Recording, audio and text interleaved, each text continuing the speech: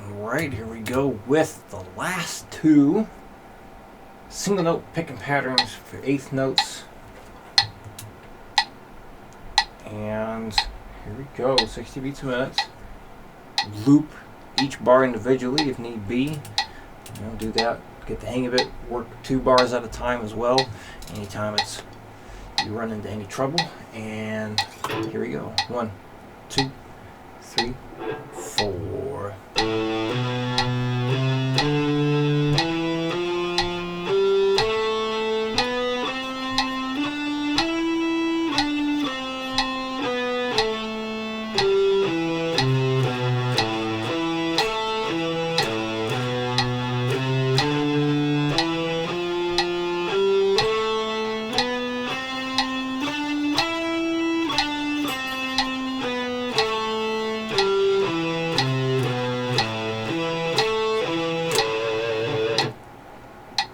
Good. 1, 2, 3, 4.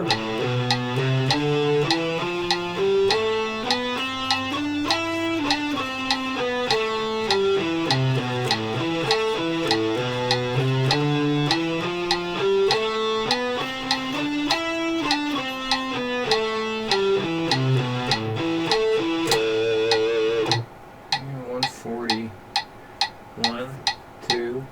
1, 2, 3, 4.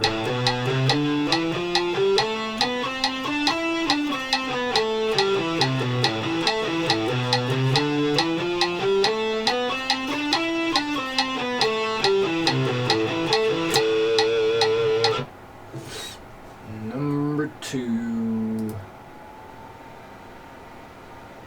So, in case you didn't notice, you're always going between playing on downbeat, then the upbeat. Downbeat, upbeat. So basically you have like a number. In this case it starts on 1 and then it goes 4, 3, 2. So 1 and 4 and 3 and 2 and so on. 60 beats a minute. 1, 2, 3, 4.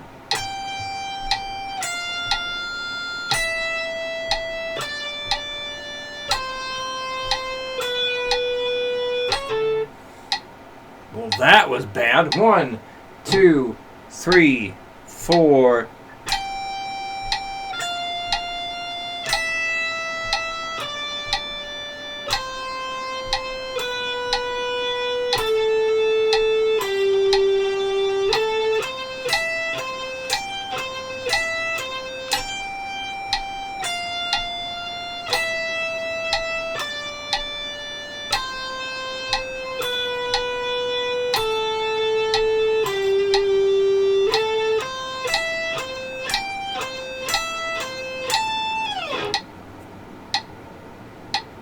Hundred. 1, 2, 3, 4.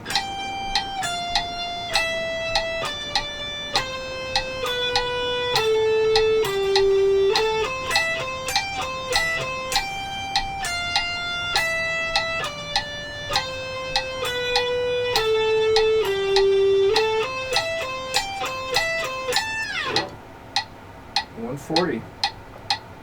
1, 2, 1, 2, 3, 4.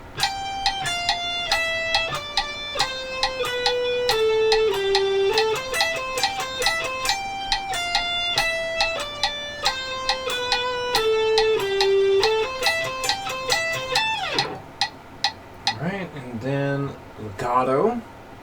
Goal for this is 160. So bare minimum speeds to do each day would be 60, 80, 100, 120, 140, and 160. So make sure you do those to keep everything fresh at the various levels of speed, but definitely work it up slow as you need to.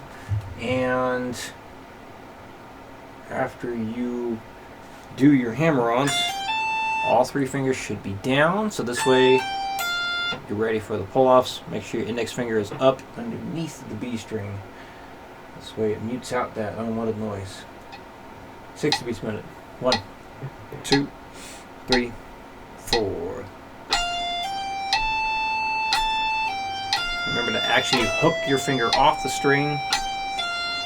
So basically you're plucking the string to perform the pull-off.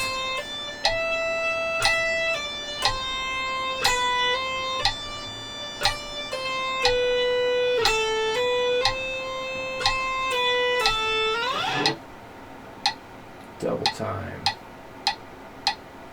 1, 2, 3, 4.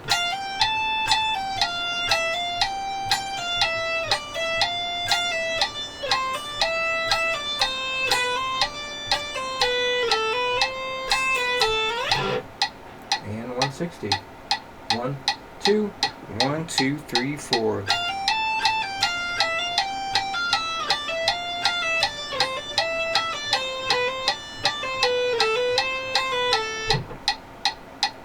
Alright, and so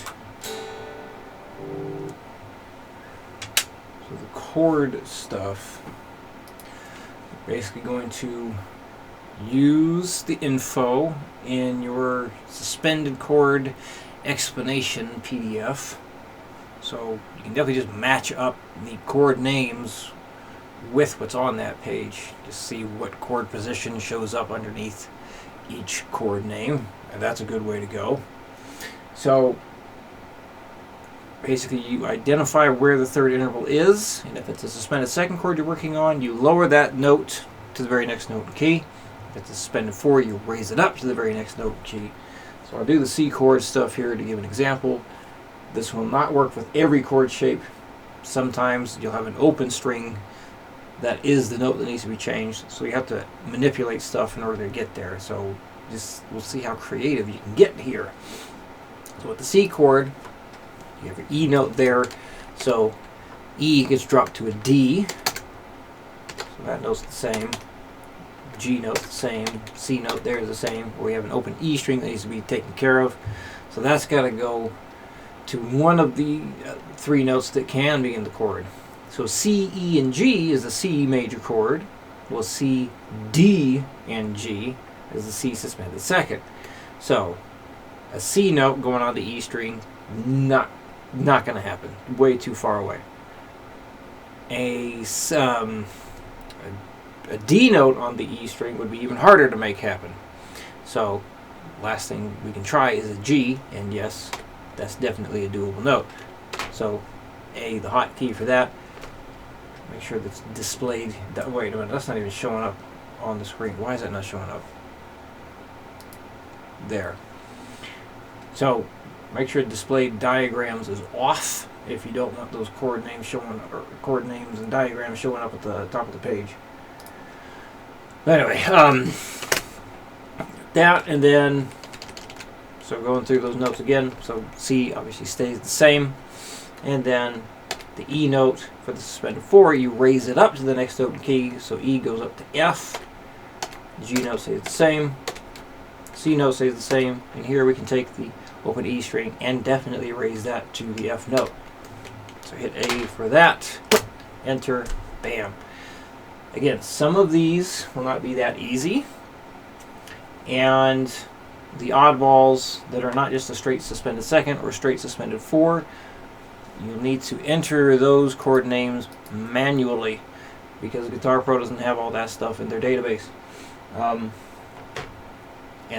like things like a sus flat 2 or a sus flat 2 flat 5, you can find them on the internet. It's pretty rare. Chords are like hardly ever talked about. I don't know why. They're pretty interesting sounding chords. So Rick Beato kind of talks about them in his way. He calls a suspended flat second a Phrygian suspended chord, and then like a suspended sharp 4, he calls it a Lydian suspended chord. So he gives them extra fancy names. Yeah, I don't know if that's like academically right, because that's the first time I've ever heard of that. But anyway, maybe it is. Maybe it's new stuff that I don't know of. But I know what he's talking about at least, and I'm sure he'd know what the heck this is too. Anyway, if any questions come up, let me know. And then, yeah, when you get this stuff filled out, just send it on over. I'll let you know how it looks, and we'll take it from there.